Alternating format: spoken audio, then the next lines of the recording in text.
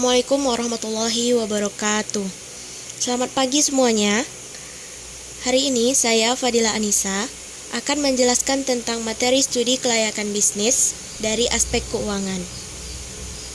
Di sini kita akan membahas 4 kata kunci, yaitu yang pertama peran dan fungsi manajer keuangan, yang kedua perkiraan dana investasi, yang ketiga sumber-sumber dana, dan yang keempat adalah rasio keuangan.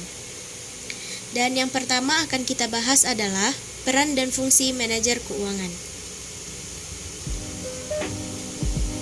Suatu perusahaan yang sukses pasti memiliki manajemen keuangan yang stabil. Manajemen keuangan di sini berfungsi untuk mengelola maupun mengawasi serta melakukan pencarian dana agar sistem suatu perusahaan itu terlaksana. Manajer keuangan adalah orang yang menjadi titik tumpu dari divisi manajemen keuangan. Orang ini memiliki tanggung jawab yang penting, yaitu memastikan bahwa dana yang digunakan sesuai dengan apa yang dituju. Di sini, saya akan menjelaskan beberapa fungsi manajer keuangan secara rinci. Yang pertama adalah perencanaan dan penganggaran keuangan. Perencanaan dan penganggaran keuangan.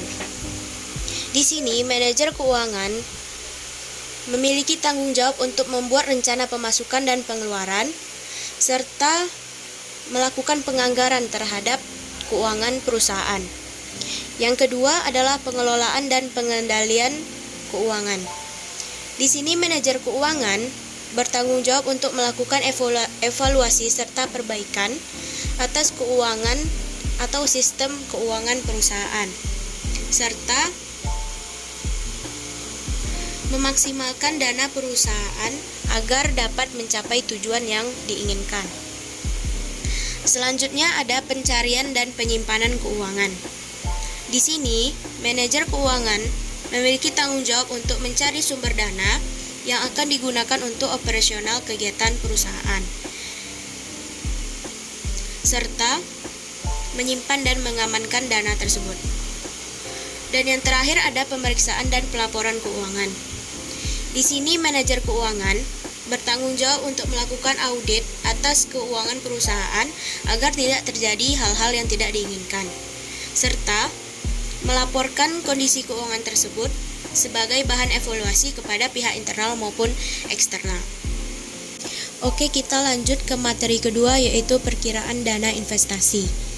Sebelum masuk ke materi ini, kita harus lebih tahu dulu apa yang dimaksud dengan investasi. Nah, di sini investasi adalah secara mudahnya, investasi adalah aktivitas menyimpan atau menempatkan dana pada periode tertentu dengan maksud dapat menimbulkan keuntungan dalam jangka panjang. Nah, sekarang pengertian secara istilahnya, investasi adalah penanaman modal dalam suatu kegiatan yang memiliki jangka waktu relatif panjang dalam berbagai bidang usaha. Biasanya, komponen yang terkandung dalam biaya kebutuhan investasi ini disesuaikan dengan jenis usaha yang dijalankan. Secara garis besar, biaya kebutuhan investasi ada 3, yaitu biaya investasi, biaya aktiva tetap, dan biaya operasi. Dan kita akan bahas yang pertama adalah biaya prainvestasi. Yang pertama adalah biaya prainvestasi. Biaya prainvestasi adalah biaya yang dikeluarkan suatu perusahaan atau perseorangan dalam rangka memulai suatu usaha atau memulai suatu penanaman modal, yaitu investasi.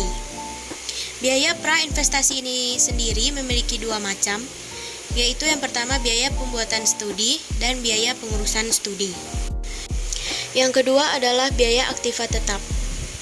Biaya aktiva tetap ini memiliki 2 macam, yaitu aktiva berwujud seperti tanah, mesin, bangunan, dan peralatan, serta aktiva tidak berwujud seperti hak cipta atau merek dagang. Yang ketiga ada biaya operasional. Biaya operasional ini biasanya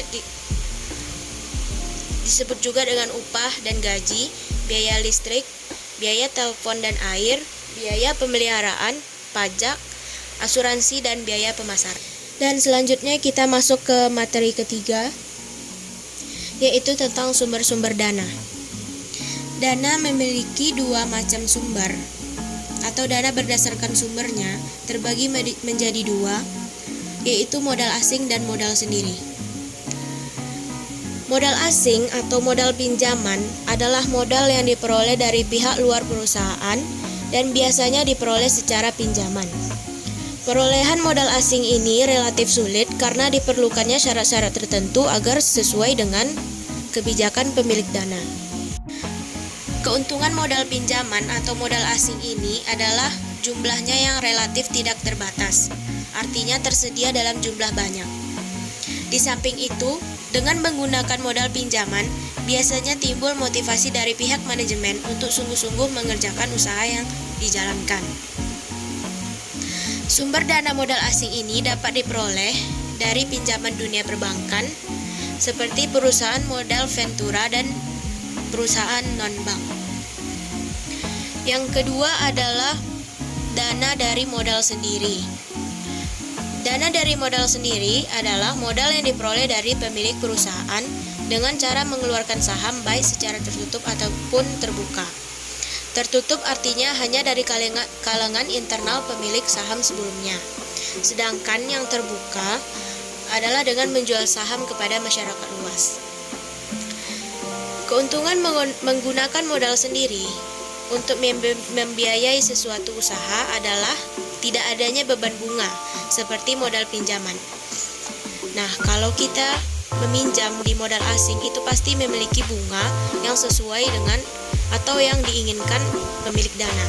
Kalau modal sendiri kita tidak memiliki bunga dan keuntungan dinikmati oleh kita sendiri atau kalangan internal. Perolehan dana dari modal sendiri ini biasanya berasal dari setoran pemegang saham, atau dari laba atau dari tabungan pemilik perusahaan.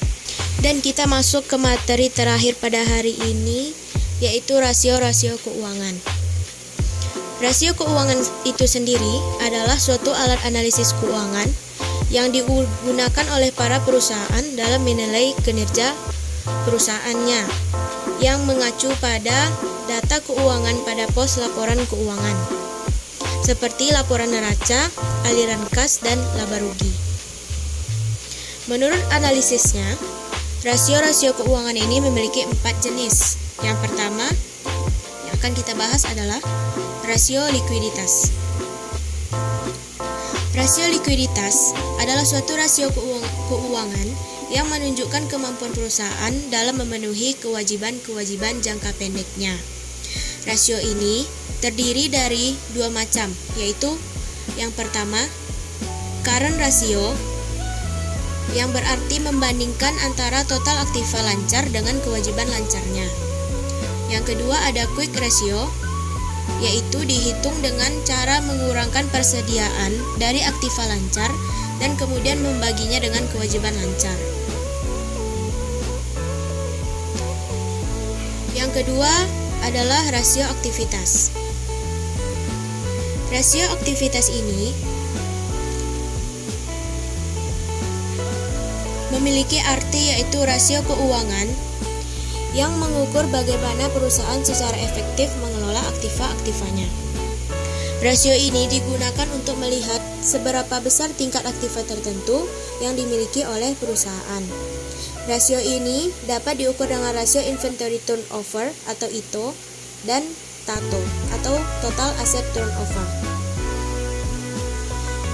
Yang ketiga ada rasio leverage atau rasio keuangan yang digunakan untuk mengukur hingga sejauh mana aktivitas operasional perusahaan dibiayai oleh hutang. Rasio ini menggunakan dua ukuran, yaitu rasio utang yang terdapat pada ekuitas atau debt to equity ratio atau DER. Dan yang terakhir adalah rasio profitabilitas. Rasio profitabilitas berfungsi untuk mengukur seberapa besar kemampuan perusahaan dalam menghasilkan keuntungan. Untuk mengukur rasio ini dapat dilakukan dengan 5 macam cara, yaitu gross profit margin, net operating profit margin, net profit margin, return on investment, dan yang terakhir return on equity. Gross profit margin merupakan perbandingan antara laba kotor dengan penjualan. Yang kedua adalah net operating profit margin, merupakan rasio perbandingan antara laba operasi bersih dengan penjualan. Yang ketiga ada margin laba bersih, merupakan rasio perbandingan antara laba bersih setelah pajak. Ya, dan yang terakhir adalah rasio pengembalian atas ekuitas, yaitu merupakan perbandingan antara laba yang tersedia bagi para pemegang saham biasa dengan ekuitas saham.